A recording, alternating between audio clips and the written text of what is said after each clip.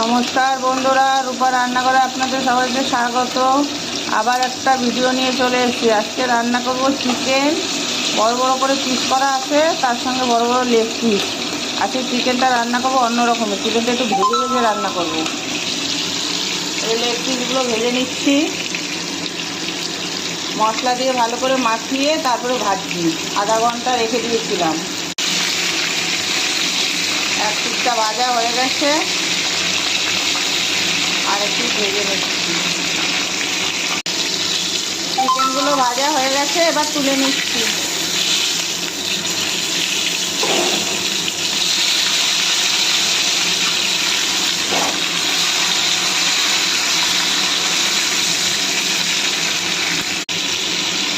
এই সবগুলো চিকেন এরকম করে ভেজে নেব, আর জিলা মেটে ওগুলো মাংসের সঙ্গে কষিয়ে নেব মশলার সঙ্গে।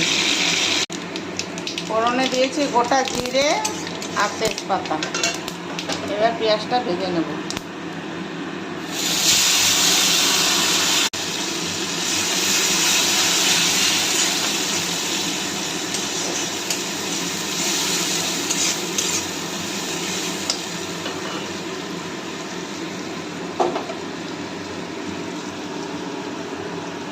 এখানে কাঁচা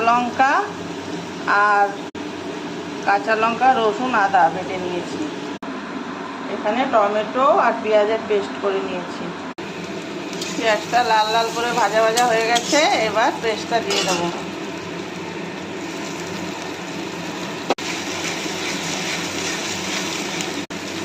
আদা রসুন বাটাটা ভালো করে কষিয়ে নিয়েছি, এবার পেঁয়াজ টমেটো বাটাটা দিয়ে দেবো।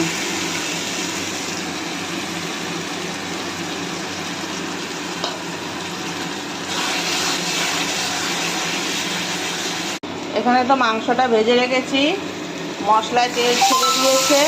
এবার জিলা, গলা, মেটে এগুলো দিয়ে একটু কষিয়ে নেব।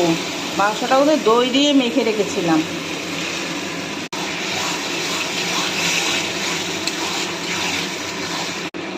জিলা মেটের থেকে তেল ছেড়ে দিয়েছে, কষানো হয়ে গেছে ভালো করে। এবার চিকেনগুলো সব দিয়ে দেবো, ভাজা চিকেনগুলো দিয়ে কষিয়ে নেব 5 মিনিট।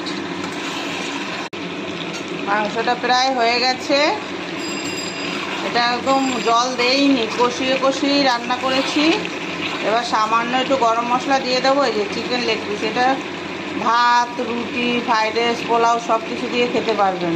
আপনার গরম মশলা দিয়ে ঢেকে রেখে দেবো।